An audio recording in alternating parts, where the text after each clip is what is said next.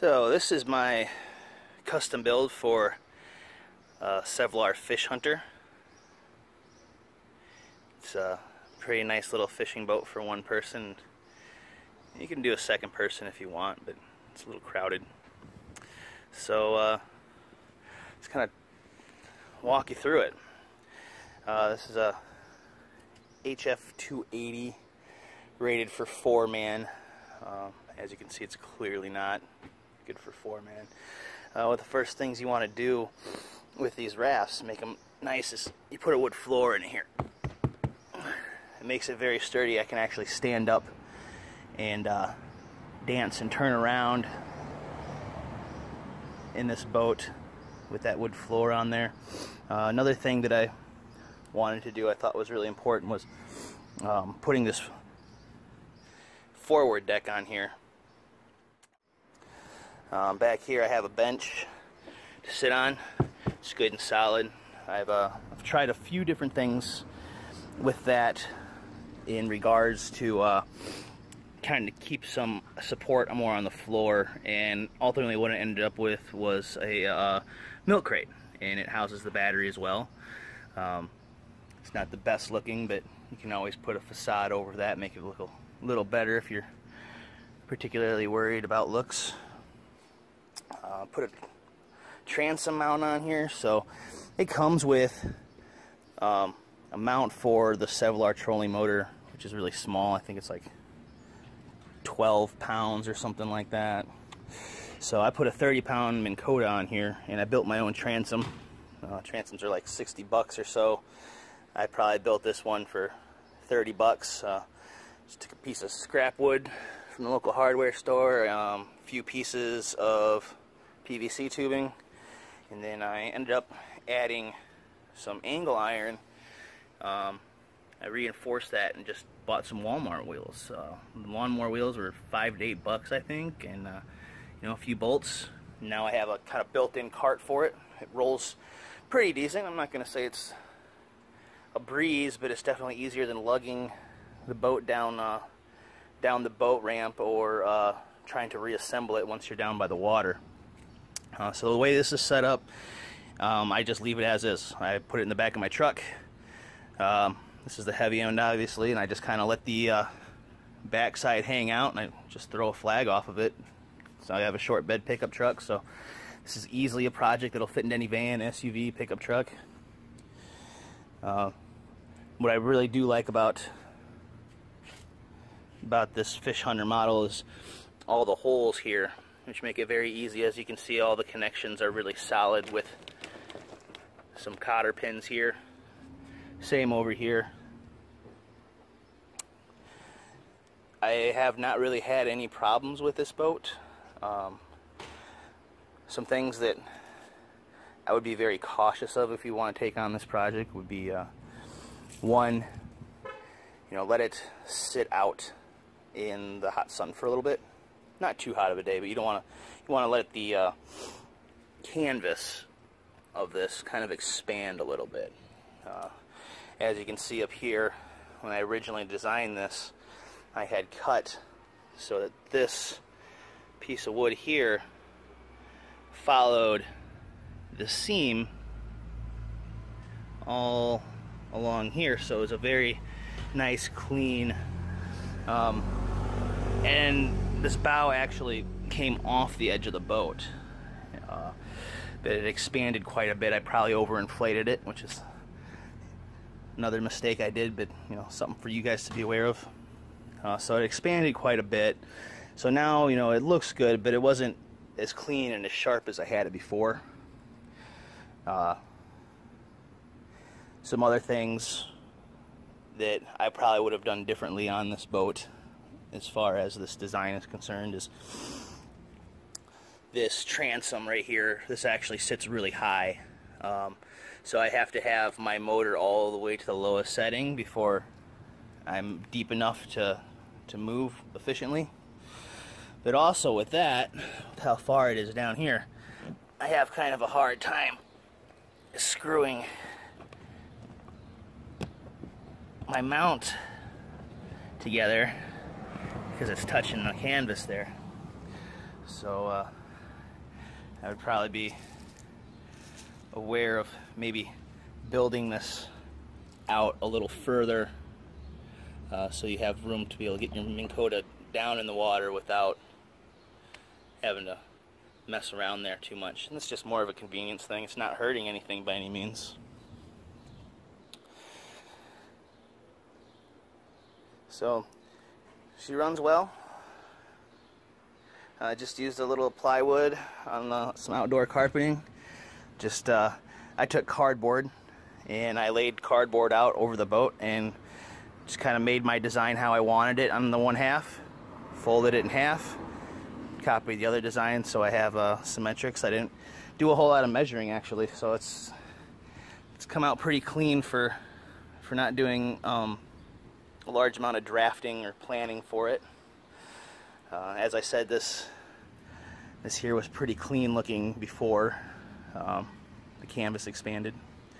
The wood floor, everybody says in the wood floor, the best way to do it is to flip the boat upside down actually, and then use the floor part, you can see the seams on the other side, to trace your pattern. That worked out very well for me as well.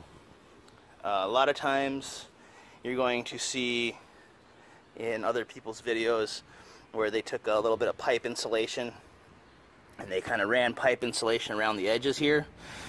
I put a little bit of all-weather foam padding down here for the carpet, which again was not the best idea because the glue doesn't hold to it, so the carpet's already buckling up. But it's real thick around here. The carpet, if you get a good thick outdoor carpet, I don't think you need to worry about having that extra protection. Another thing that I did is there's drain plugs here and also in the aft. I wish I would have made this cutout larger because my hand barely fits down there. I can pull it, no problem, but when it's a pretty good quality drain plug, so when it comes to plugging it back up, I have a hard time getting my hand down there. So don't be afraid to make it bigger. You know, it's a good quality raft. I've really had no problems with it. I did mention later on in another part of this video where I haven't had a single hole in it. And I actually did. Later that day I found out I did have a little pinhole right here. Not a big deal, easy to fix. I took it out about 10 times before I got a little tiny hole in it. Pretty sure it's from a fishing hook that I was trying to get out of the tree, and I ripped it so hard it came flying at me like a missile. So otherwise I've had no problems with spiny fish in there or anything like that. So this is the Kevlar Fish Hunter 280. They have a larger version, the 360. It's basically the same thing. You could use this design, you just scale it up a little bit. So from here we're gonna break it down and show you the individual parts, kind of how they sit. So this is what the boat looks like, pretty much how you're gonna get it stock before any customizations. Mine is a custom bush beer right there, so be jealous. Essentially it comes pretty much everything you see here. A couple of things that I feel make this boat indispensable are these oar mounts, not the ring itself so much, but all these nice little holes here. That's how I hook up all of my custom build work. Right there is a gear pouch. It's basically worthless and melted off on a really hot day. Multiple chambers. So you have 1, 2, 3 is on the bottom. It's some side ones. It's a very stable boat once you get the wood floor in it. You got your mounts for trolling motors, some nice handles for carrying, a couple of downsides. Again, on a real hot day, the plastic is really melty, so like these oar holders didn't really do a good job holding my oars. You can see some other areas. If you look closely there, you can see where the glue is tearing away from this non-chafe pad. This is nice, by the way. Some other areas where you can see that where the heat and stress damage on the front here. And this is partly my fault. I had this cord tied way too tight, and I got it out in the heat, started ripping at the seam right there. Otherwise, it's a pretty sturdy boat. I had the back of my truck one day, and I went into a parking garage and scraped it all up here on the top. It didn't leak. If you look closely, you can kind of see the grain of it now from all the scratches. Still holds up nice. I've had my dog in here, been fishing in it. Now, I had this pulled out, just doing a little cleaning and maintenance on it. And over here are all the components that make up the full boat. So from the back, this is the transom that I built out of PVC tubing.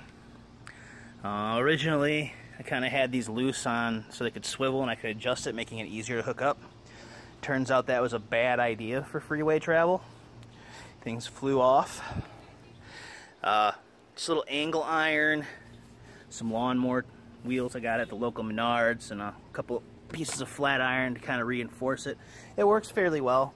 If I had to rebuild it again, I would probably take another elbow and go out a little further, just for convenience of putting on the motor mount.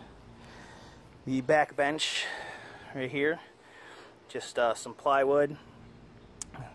Designated my shape, cut it out with a little jigsaw, kind of sanded the edges off, and then wrapped some carpet around it.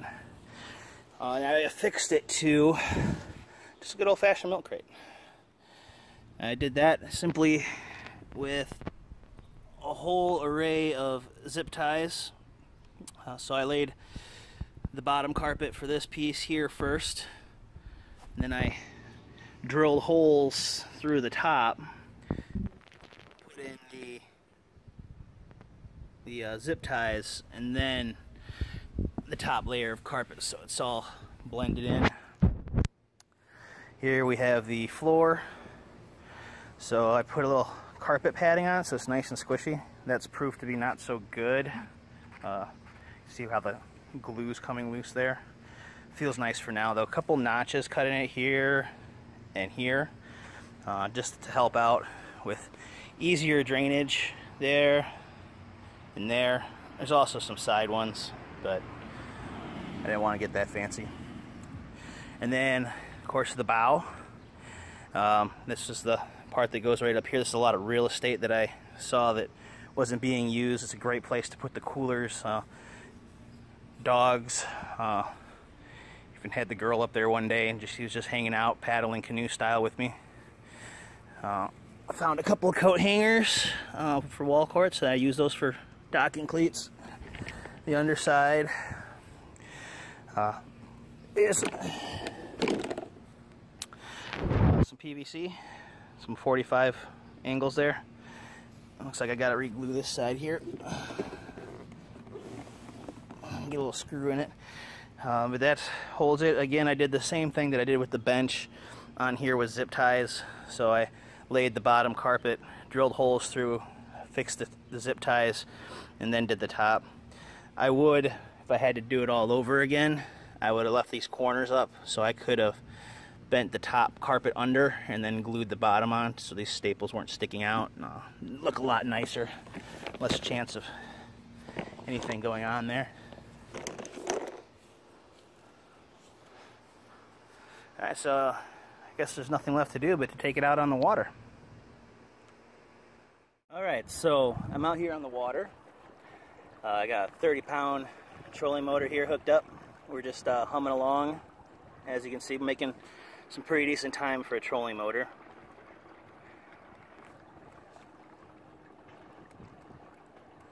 Say we're probably getting about 3 miles an hour out of it. Really haven't had any problems with this. I've taken this out several times now. It's great for fishing. You can even take it down the river rafting if you want. Some things about it that I don't really care for is there's a couple things on it.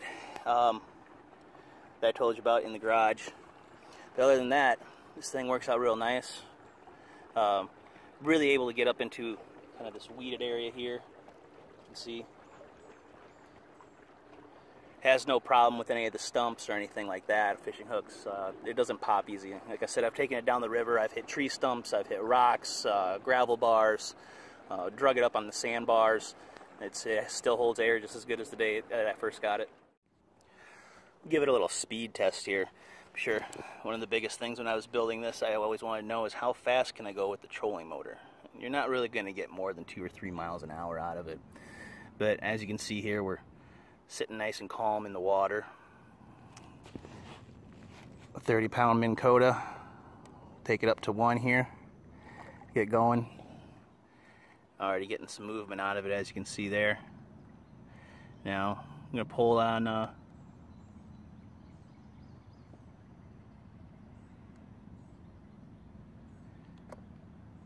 test 2. Not much of a difference there. There we go. 2.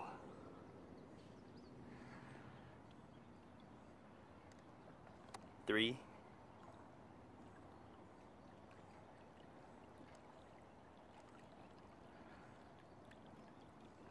4. And 5. Kind of get a nice little jolt right there. Get humming along pretty good. I use a 80 amp hour deep cycle battery on this. It serves me well. I figure I get about 3-4 hours out of it without having to worry about killing battery life off. The load on full power on this is about 13.5 watts in total. So do your math there. You can figure that out.